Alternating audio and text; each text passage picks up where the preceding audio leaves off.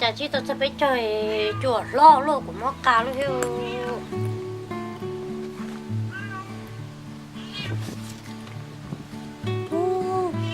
tôi nói chỉ tôi muốn một chỗ để chạy vừa giỏi nhẹ luôn liền nè chơi tôi anh mấy câu ấy ăn phải lì chơi là cho chạy chung muốn gì mua đâu chạy này tại bao nhiêu được của tôi nhận nó phải cho tới cái gì mà nó chỉ muốn cho tôi ăn bao nhiêu liền nó phải chạy vừa giỏi nhẹ luôn liền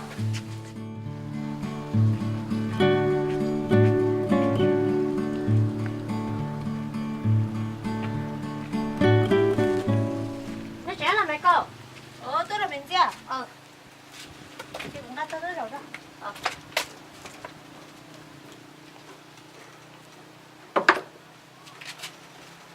Được không? Tôi mua chị cho nên cắt trở na con à. Nếu mà chị hết chẳng là đó chỉ mà ăn nói cho bé cháu ấy nhớ sao chúng mình kỷ niệm này của các tôi有cái các ông phải liều cho nên chua cho bé mua rồi thằng đó mua luôn này bé tao một chỉ tao chán đó là hay vẫn hiện rõ đó. Để xem mà cũng nhiều chuyện tôi chỉ nhỏ ấy hơn thằng dùng phải liều cho trong nhà mà thôi mày cô họ có gì chín nhua rồi để cho này nếu như tôi phải liều ư chẳng là tôi cho nó một chỉ ư à rồi hồi giờ trong miền đông nó chỉ có thể làm cho một chua gì rồi tôi lại cái giả nó dùng mất tờ giả nó dùng cho pla giả nó dùng cá phơ giả nó dùng cỏ trò giả nó dùng cỏ dưa nó chỉ lấy những chuyện tôi nhớ xưa mà có chỉ nhớ cái khởi một thôi lần đầu đó nhưng tôi yêu khẩn cho yêu chân gì chỉ tôi nó xưa à nghe nhua chả linh đó mà mua mà của nó tôi chỉ chủ nhẹ thế chứ em thử mà phải mà phải có quỷ xà thì nó má lì hết chứ chứ ta kìm mu nó ấy bây giờ nó cứ thả ta thì cứ ngạt chửi chứ con trâu của ư một chỉ chuồn hả một cái gì nó linh đó chứ bay sữa như thế nào chẳng ăn đi ra trẻ nó chuồn mà chứ khai dùng chứ đó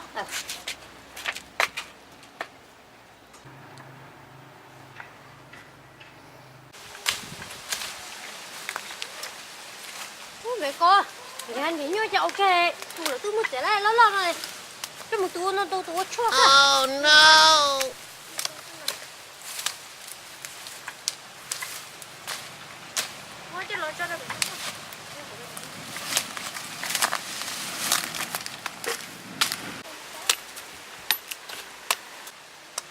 mẹ cô mà cho phải từ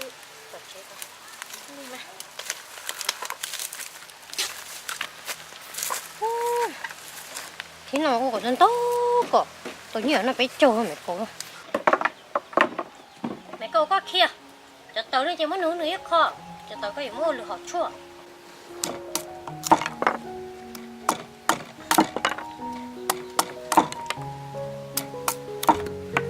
mẹ cô thế nào mua chè nó mua cái ẩu cái gì muốn như cho tí luôn na không mà thầu là một củ phải gì chả dậu lên đỡ sao li mà cái gì lo gì họ giờ thì một số cái gì mà họ chỉ hiểu cho chua nó nè lỗi chỉ đa cái thì có nó dùng phẩm món cái món nó luôn nữa chứ tôi mua cứ hay có số đâu cho có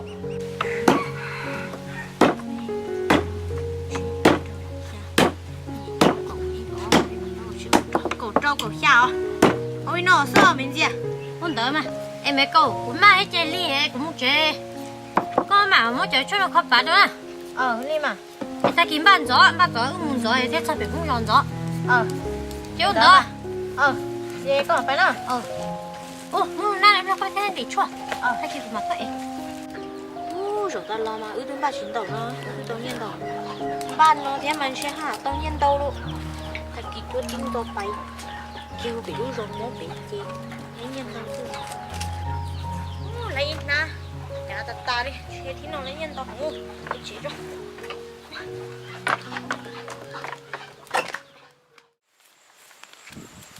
cô lúa là mà tôi nghe đấy mà sát thôi ấy nhở mẹ cô lúc chế rồi phải mua chế lo thế chi tiêu cái gì nó muốn nhỉ giờ mà em muốn cho em muốn phó sẵn cái cả lúa nữa thế nào cháu chế về nhưng muốn nhớ cho mua chế luôn tầm thì mua sao phải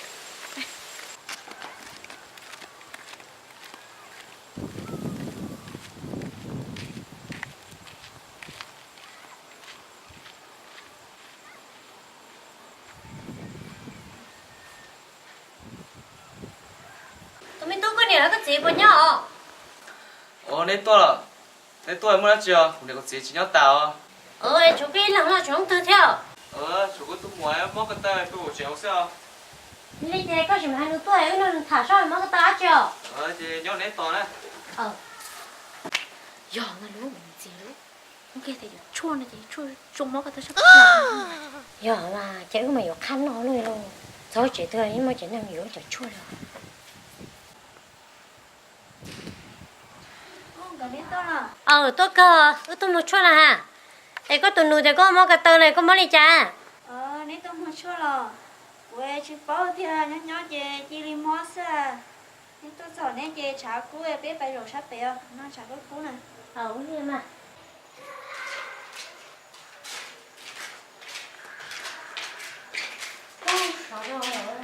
rồi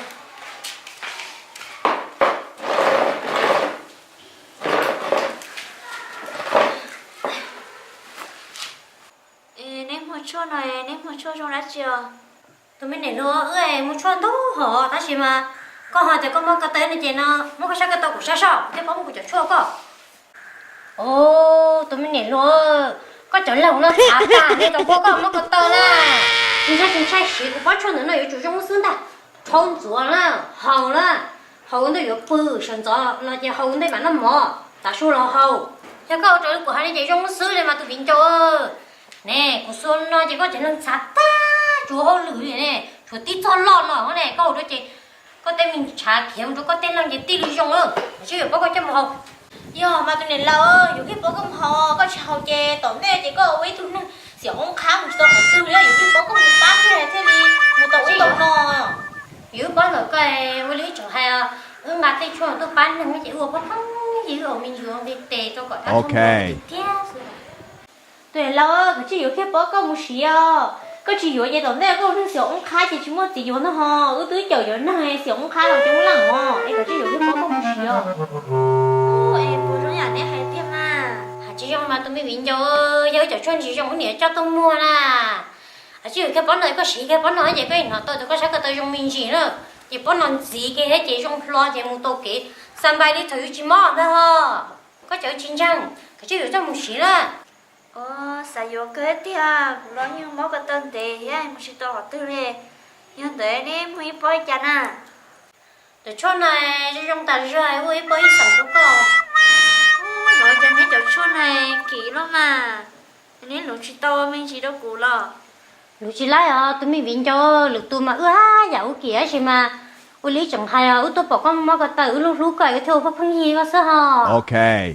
hiện tại ít bơi sẵn để chơi cả liền cũng chỉ vô cũng đi xin muốn nhé thế vô mà tôi này lâu cái chỉ vô là ba tôi không dùng có một con à tôi ở bây giờ nó cái chỉ vô ba không em mình cả thế nhiều chỉ vô cái mà cái chỉ vô cái ba tôi không mà chỉ lui tôi không để muốn tôi lui chả na tôi ở bây giờ là cái chỉ muốn trốn ruột trốn hậu cho cái trong dùng một bỏ bỏ dùng nó bé cho muốn đúng mình cả nữa có chỗ chín ruột nè nó chỉ là tôi giờ nó mới như thế này mua chế chế trong tàu nó cái chỉ vô cái mà nên nó chỉ trở phương gì hàng cái chỉ vô cái nó vô mà nó mình chín gì chữ hơn một thôi có một chữ chỉ tôi có một cú xì sợ tia nè hai tờ gì là bạn này vô bó nó xì xe hơi trong trà xíu rồi cái chỉ vô cái mà chứ giống tại sao có chỉ thanh trai cái chữ chỉ giống là mình biến chỗ chứ giống chập lờ với thằng nào trong mua thằng tờ chơi nhỏ nét tờ cũng khá nhiều rồi nè ôi liền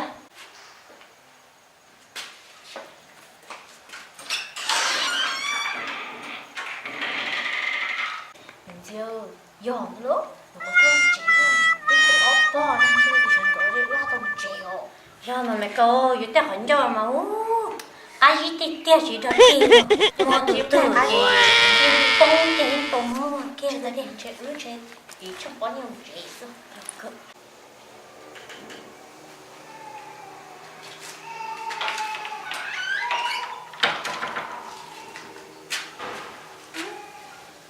cho tụi mình viên cho nó hiểu nhiều sao tôi sẽ mà cái chụp cho này giống có cho một số một số thế thôi mà dùng xứ là thôi rồi nhưng mà cái gì cũng trèo chỉ có máu rồi nhìn đỡ mà chị phải nhớ lớn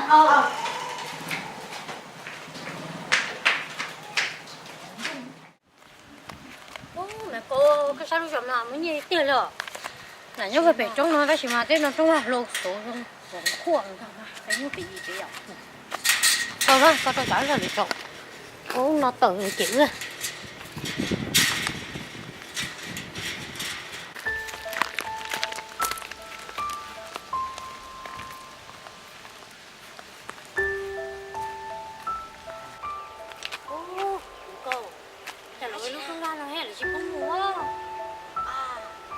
cái sát nó mày ạ, cái tôi lụa mấy cái xương gà cái phải mò.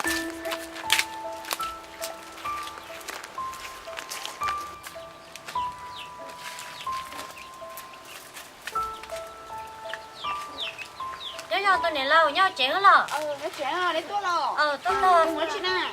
Vậy tôi giờ nhìn mua chua sao, bà giờ chua nè. Rồi mất tao đấy rồi cho. Đấy mua chua chị nữa. Mong đâu vậy? Hiểu cho mà mua cái thế tôi có bao nhiêu. Ô, em mua chua này, em mua chua nó chua thán à. Tôi này lo, chỉ mua chua thảo, mua chua chuối chua nó sao? Em mua nhiều món này, rồi giờ chua này, em nhiều củ tao lo, trâu tao lo, rong tao cho liền. Ô, lo, em cho chua này, nó rong mó nó chị nữa. Ô, cho rong chua chị nó bao xí liền.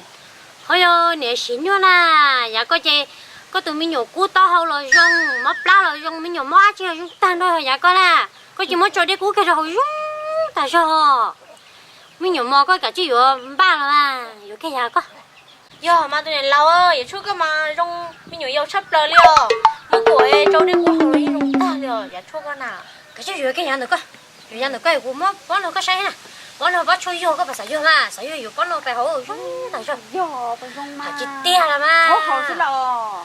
Thôi giờ bắt cho nó có chè, muốn cho hổ lọt tàu, muốn cho cái nó lọt tàu là mà. Yo mà. Có khi bó có chè cái nó có vô cái đó, chị tôi bó cho on nó cái chè. Thôi giờ. Yo, ta chưa bó này vô à. Bó có chè, của hai bác cần có thì có chủ vô xử lý mà. Lo, ấy bó đi chán à, cho chứ chia yo. Cho chứ chui, chia nó nhỏ chứ chia tung lo. Giờ mà chỉ chết tao cho, ở nhà của tôi sao? Ấy bó cái ấy ý sẵn sao? Lo, ấy bó sẽ đến ta. Yo lo mà ta chỉ chụp bao nhiêu đồng nè liu.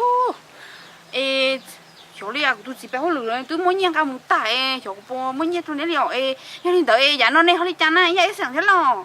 Giờ có nhớ cho nè, giờ có cho mình nhớ dòng xe ấy bó. Chít châu có, tôi có chít châu. Chít châu nó. Thì thân thằng nó ít sẵn chi nó. Ở sẵn chi họ.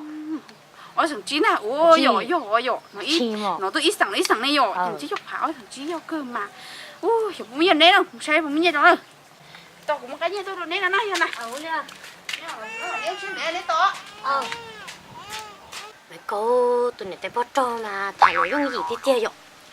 Thằng kia ón lỏ cho nên vừa kia thế. Cho nó muốn nhảy dùng nó. Ta chỉ mà nó muốn nhảy cái ư chỉ ứng đựng trong rồi chua. Chỉ là nữ tụt không chạy ra giờ hậu ta. Chỉ rồi tôi thiện nha. Yo mà. Nó mà thế là sắm múa đi nè. Thế cho nên vô nó mà. Thế lớn nhân tộc cho cơ. Nè, nha, tao à.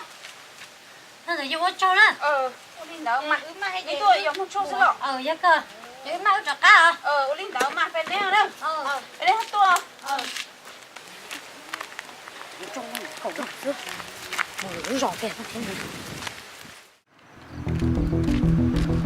Dạ, bố chị à, này của bỏ tôi này tay bông mông, ấy là sao nó cũng chết, xuống người cho nhà mà tàu cơ đi, có cũng sải hả, rồi tốt cái nó, ít bây giờ thì này lò chứ, chẳng chuyện nó nhà sao?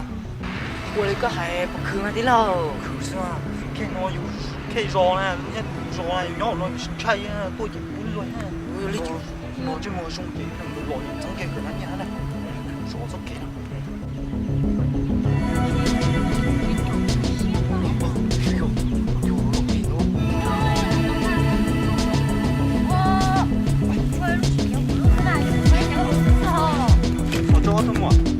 Có chị nè.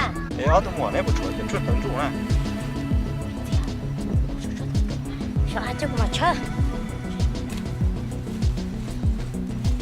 Chuyện bắt lọt cái ha, nét xài vô rồi. Nhưng mà nó xài vô. Wow, tôi xài nhìn nữa. Tôi xài nhìn nữa mà. Bao. Chuyện cho cái tay nó liền. Nhiều vả thì mà nhiều nó bị chồng rồi nó để đứa để cũ rồi ô của chúng mấy lúc sau liền mẹ cô đứa sao nữa mẹ cô ở đây của chúng mấy lúc sau liền tự nhiên nó biết chơi được mẹ rồi cô anh chơi ở大家周末是把二跳 trên bả rồi chơi tuần lần đầu rồi chơi ít rồi được bao nó chơi được rồi chỉ nữa tôi muốn dùng gì nữa rồi nó này